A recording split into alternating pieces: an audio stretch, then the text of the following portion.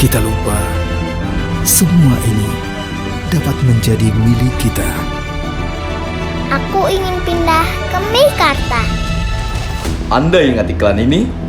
Tayangan advertorial ini sempat begitu masif di tahun 2017 lalu, sehingga membuat ribuan konsumen tergiur untuk membeli unit apartemen Meikarta yang awalnya dijanjikan menjadi bagian proyek kota terencana yang dibangun oleh PT Lippo Karawaci Tbk di Cikarang.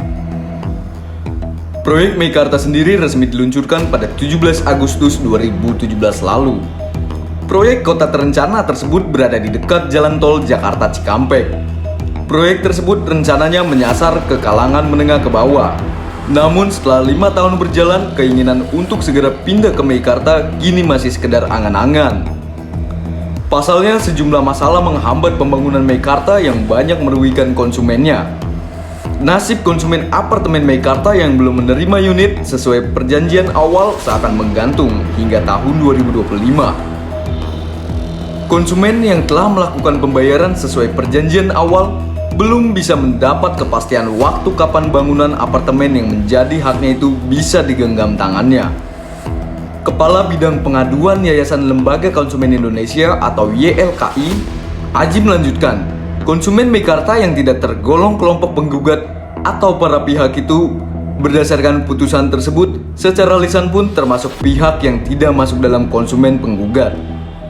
Konsumen di luar kelompok penggugat, kata YLKI, tetap berpegang teguh pada janji Meikarta sesuai dengan putusan homologasi tersebut.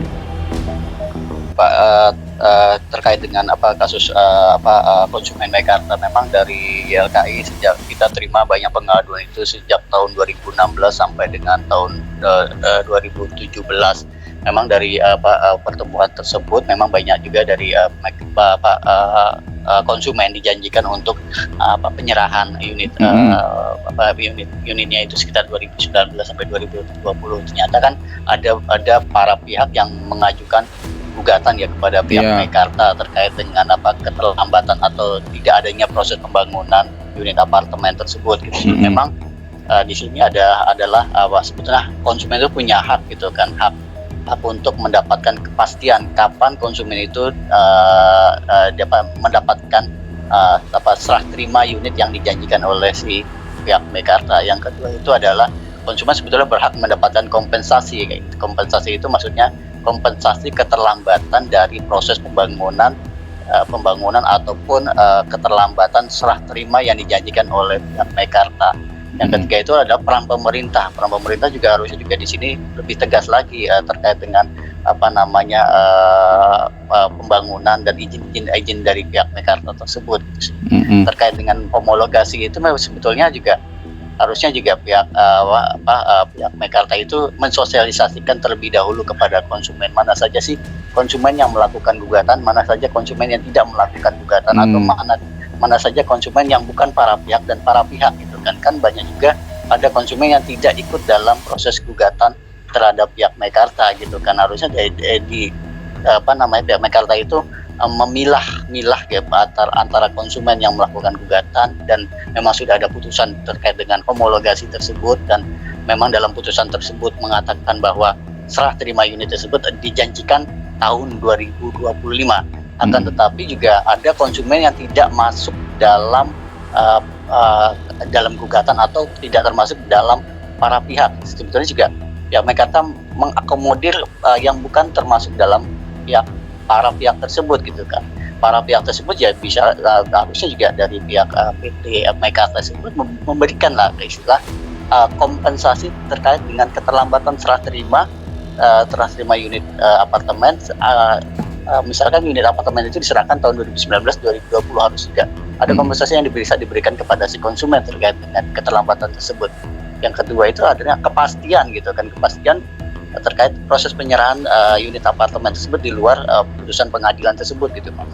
Konsumen unit apartemen Meikarta P. Teddy mengeluhkan langkah PT Mahkota Sentosa Utama atau MSU selaku developer lari dari tanggung jawab menyerahkan unit sesuai janjinya. Semula PT MSU, developer menjanjikan akan serah terima unit tahun 2019 pada konsumen yang membeli apartemen tahun 2017. Namun sampai saat ini setelah hampir lewat 3 tahun dari tenggat waktu, PT MSU juga belum menyerahkan unit pada konsumen. TDP konsumen apartemen Meikarta mengaku kecewa dengan PT MSU yang dianggap tidak memiliki itikat baik untuk memenuhi janjinya. Saat menemui pihak PT MSU untuk meminta hak atas apartemen sesuai perjanjian, PT MSU berkelit dan berlindung di balik putusan PKPU pada Pengadilan Niaga Jakarta. Staf marketing PT MSU berdalih akan menyelesaikan tanggung jawabnya menyerahkan unit pada konsumen hingga akhir Desember 2025.